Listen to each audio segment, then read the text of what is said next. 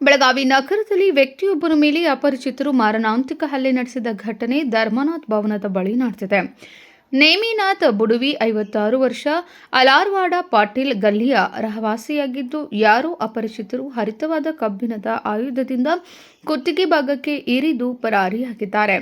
ಗಾಯಗೊಂಡ ನೇಮಿನಾಥ್ ಅವರು ಧರ್ಮನಾಥ್ ಭವನದಿಂದ ಖಡೆ ಬಜಾರ್ ಪೊಲೀಸ್ ಠಾಣೆ ವ್ಯಾಪ್ತಿಯ ಗೊಂದಳ ಗಲ್ಲಿಯವರೆಗೂ ನಡೆದುಕೊಂಡು ಬಂದಿದ್ದಾರೆ.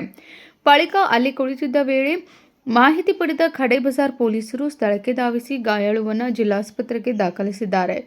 ಚಿಕಿತ್ಸೆ ಪಡೆಯುತ್ತಿದ್ದು, ಹಲ್ಲೆಗೆ ನಿಖರ ಕಾರಣ ತಿಳಿದು ಬಂದಿಲ್ಲ. ಖಡೆ ಬಜಾರ್ ಪೊಲೀಸ್ ಠಾಣೆ ವ್ಯಾಪ್ತಿಯಲ್ಲಿ ಘಟನೆ ನಡೆದಿದೆ. Rajashekhar Hiremath, KMM news, Belagavi.